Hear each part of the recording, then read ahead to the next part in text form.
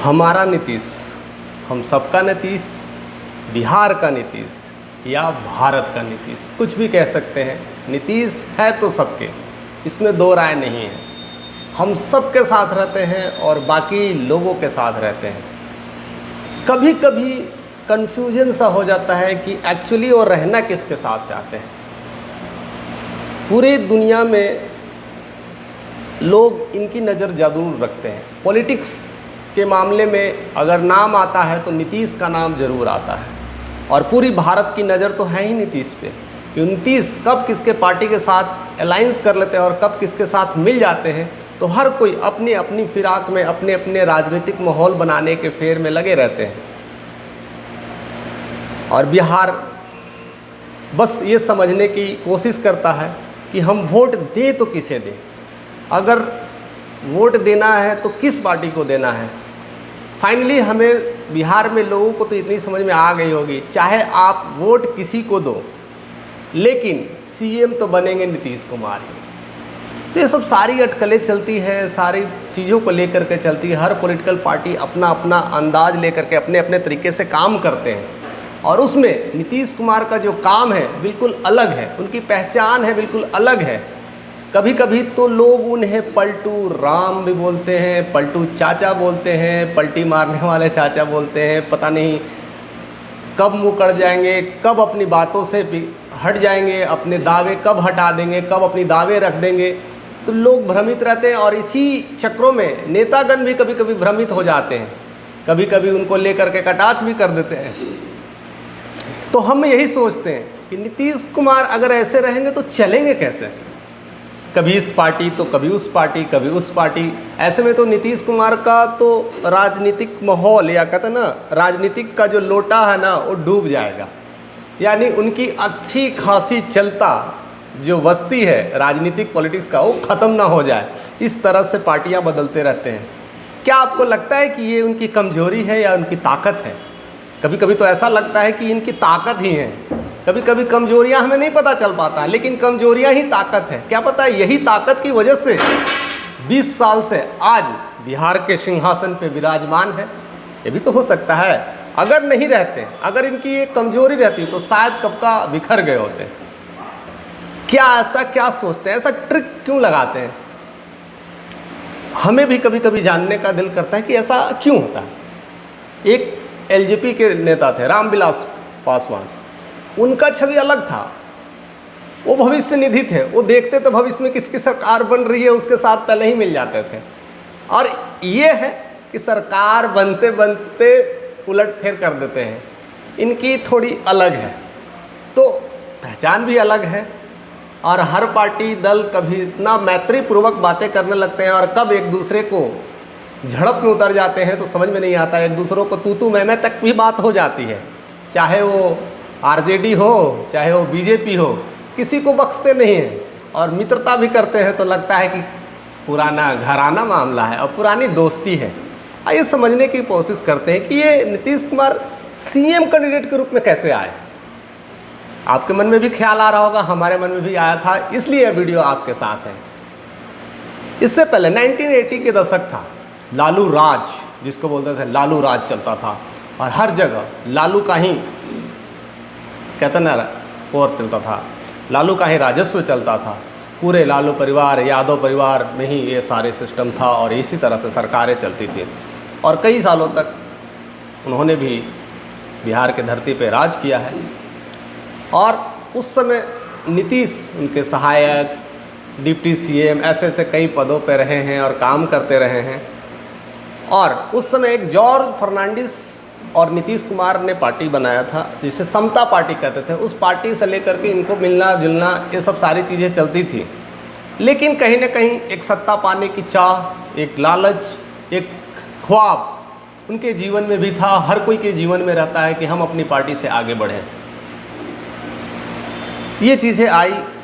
अब लालू का उस समय जंगल राज भी चल रहा था। बहुत लोग 20 सालों से उनकी राज शासन से कहीं ना कहीं ऊब चुके थे। एक ही तरह का चीज़ें, लोग बदलाव के छध्याक में थे और उनमें बदलाव की नींव रखने के लिए कोई ऐसा बंदा नहीं मिल पा रहा था। तब से नीतीश ने अपना दाव खेलना शुरू कर दिया और वो भाग गए।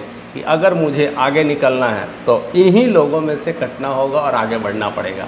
और उन्होंने 1994 में आरजेडी से साथ छोड़ दिया। 94 की बात है, उनसे साथ छोड़ने के बाद अब पार्टी का मुहिम तो बनाना है, लेकिन किस नाम से? तो सब सारे चीज़ें समता पार्टी के नाम से तो चल रहा था, लेकिन इनका एजेंडा था जंगल राज को ख़त्म करना है तो लालू को हटाना पड़ेगा, बिहार को बचाना है तो लालू को हटाना पड़ेगा। ऐसे तरह का जो कहते हैं ना टैगलाइन काफ़ी प्रज्वलित हो रही थी बिहार में।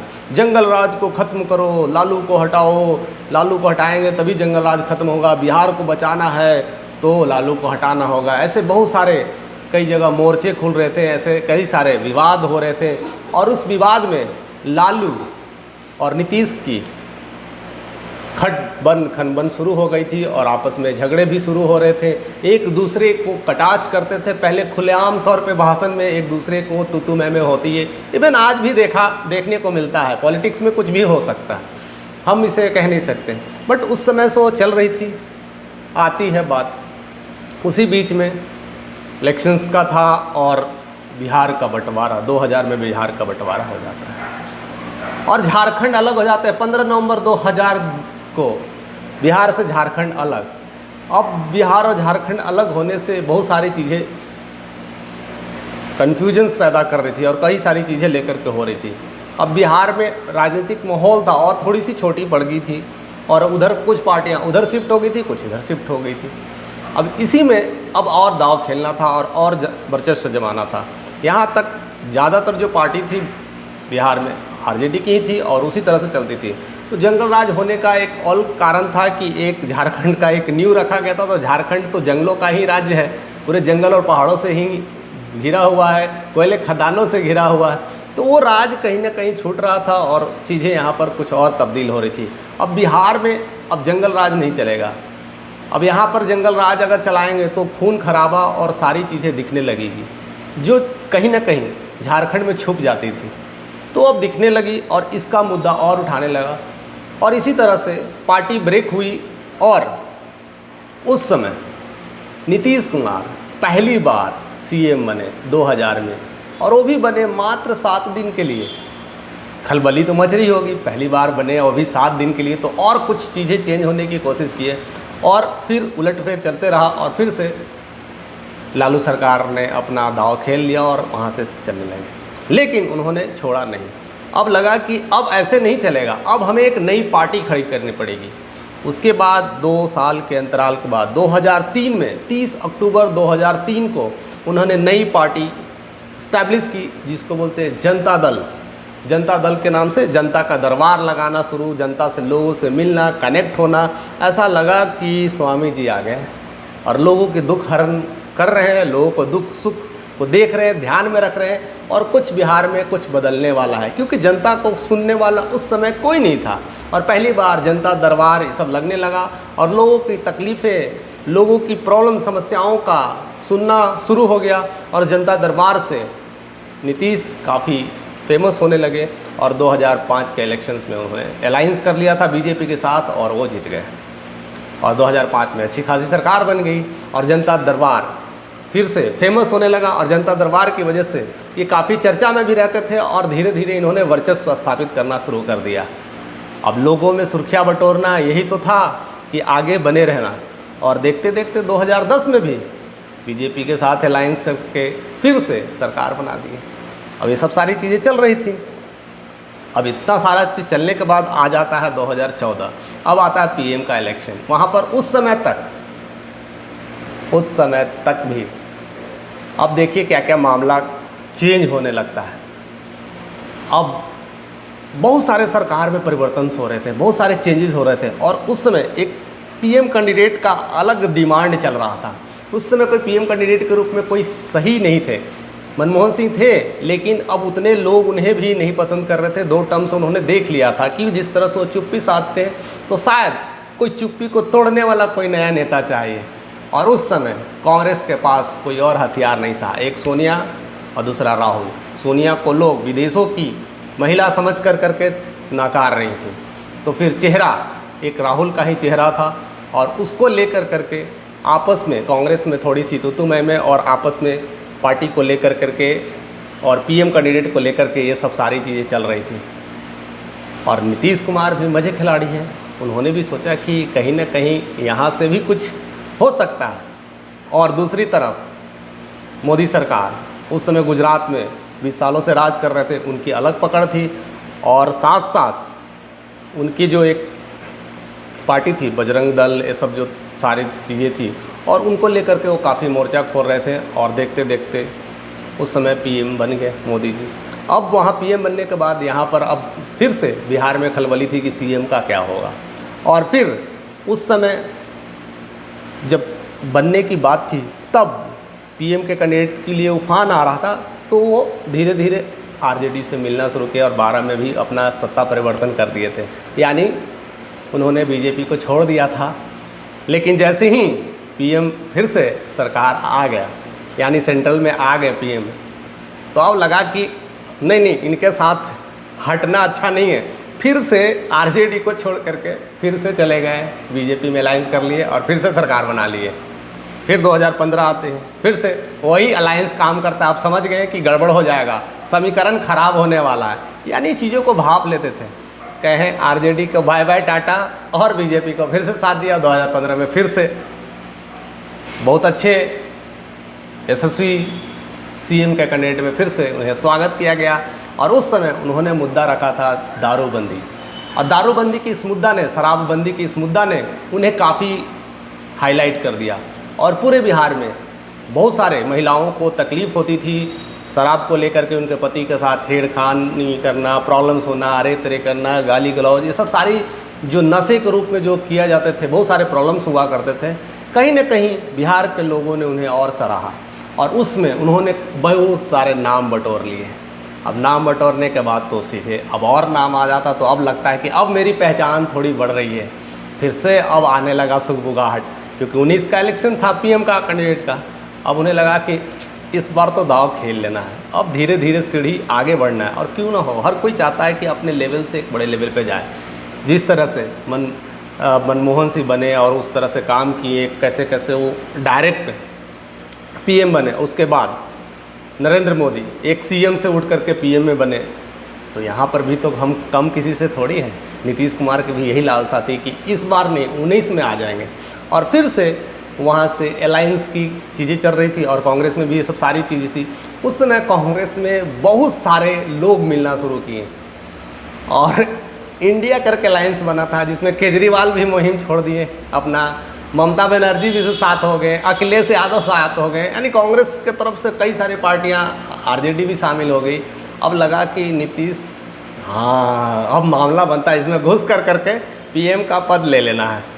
अब इतनी सारी पार्टियां अगर बन गई तो हर कोई अपना फिराक में लगा कि मैं ही पीएम का कैंडिडेट बन जाऊं। और ममता बनर्जी उधर अपना सोच रही हैं, इधर लालू यादव अपना सोच रहे हैं, सब अपना अपना सोचने लगे। इससे जो इंडिया का जो पार्टी है उसमें आपस में तनमन होने लगी और कहीं न कहीं इस तनमन के चक्करों में आपस में युद्ध छिड़ गया और इसका फ़ायदा फिर से बीजेपी को मिल गया और 19 में फिर से मोदी सरकार 2-0 इस्टेब्लिश हो गई। अब बड़ा हड़कंप मच गया, अब फिर से आ रही है। अब क्या किया जाए? अब 2020 की बात आती है, अब 20 में अब लगा कि फिर से सरकार ना गड़बड़ा जाए। अब फिर से जो टूटी थी बीच में उसको लेकर करके फिर से उन्होंने अलायंस कर लिया बीजेपी के साथ और फिर से सरकार बना दिया।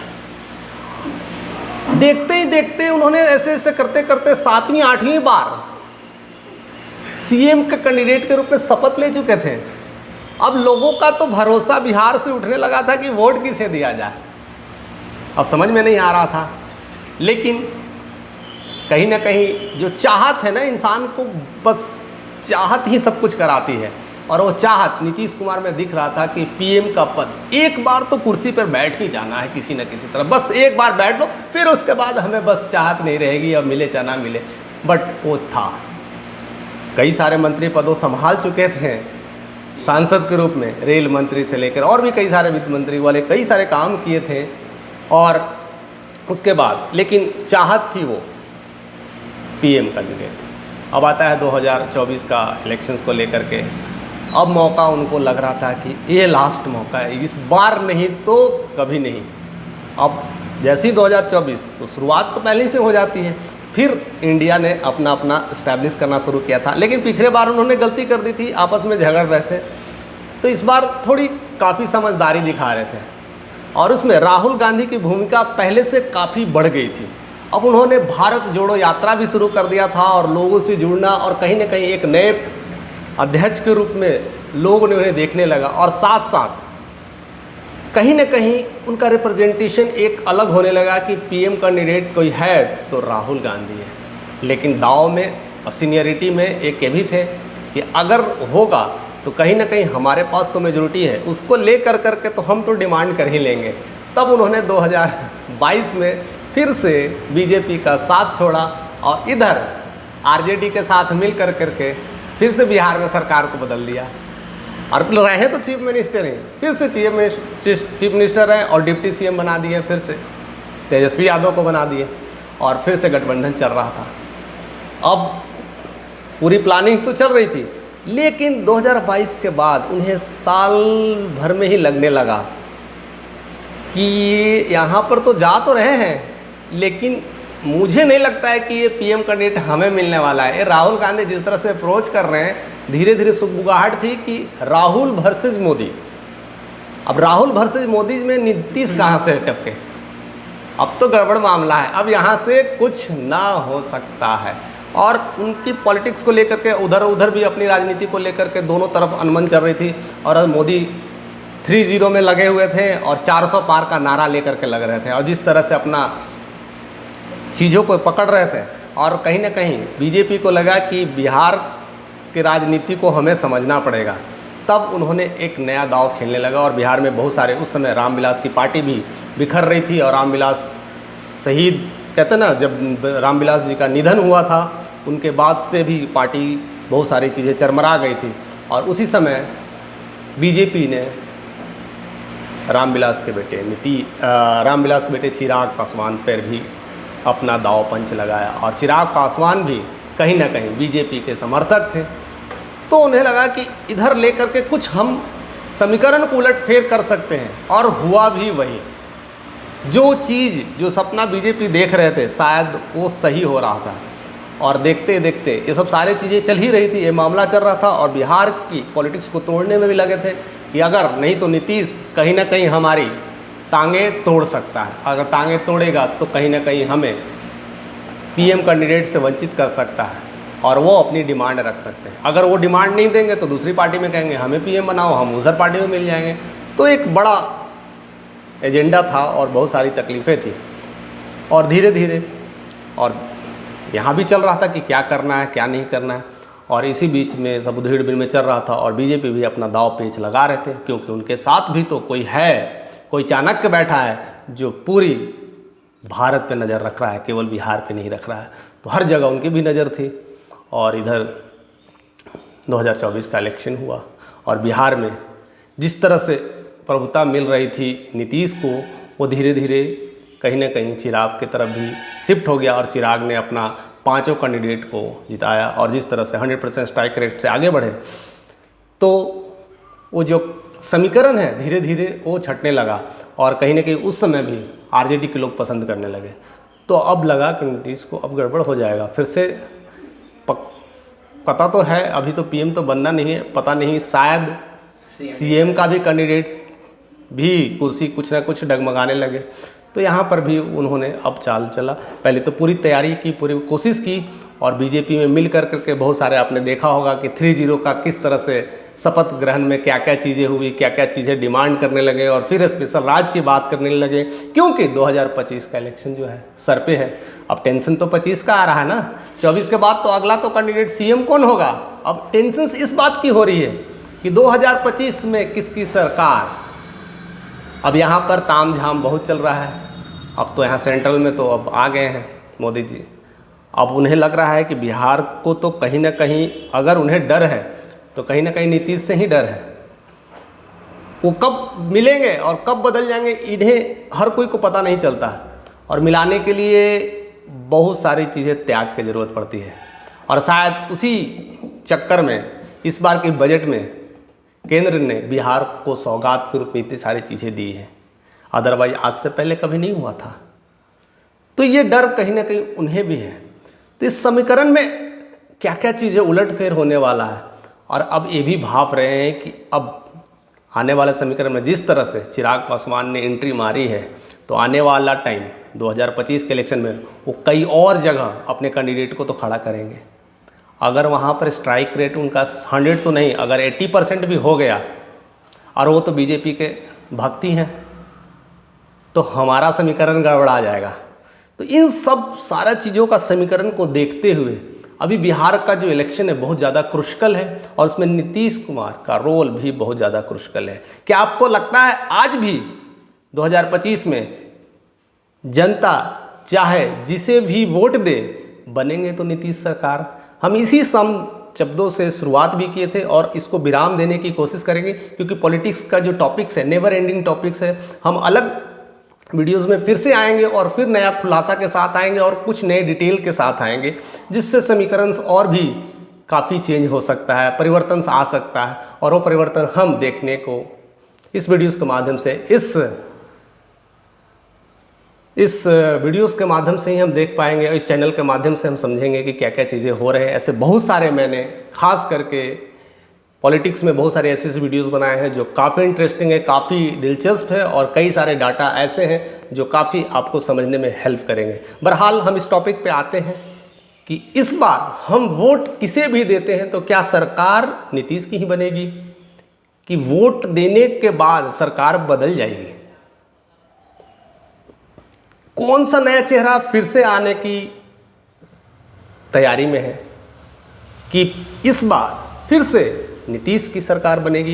इन सब तमाम जो थॉट्स हैं आपके दिमाग में भी आ रहे होंगे, तो हमें कमेंट करके हमें बतलाइएगा कि इस बार 2025 में चाहे वोट किसे भी दें, क्या नीतीश सरकार आएंगे, कि कोई और नया चेहरा जो झलक रहा है, जो दिख रहा है वो आएंगे, कि और भी एक नए चेहरे की उद्घाटन होने वाला है? ऐसा क्या होने वाला है? और क्या पलटू राम जो हमारे नीतीश चाचा हैं, जो हमारे अभी सरकार हैं, क्या फिर से पलट करके समीकरण को फिर से चेंज कर देंगे और फिर से अपनी कुर्सी पर कायम रहेंगे? इन सब चीज़ों का खुलासा आप अपने कमेंट के माध्यम से हमें करिएगा, और हम सारी बातों को शेयर करेंगे, और ज़्यादा से ज़्यादा वीडियोज़ को शेयर करिए। अगर नए हैं तो ज़रूर से ज़रूर सब्सक्राइब करिए, ऐसी नोटिफिकेशन आपको मिलता रहेगा।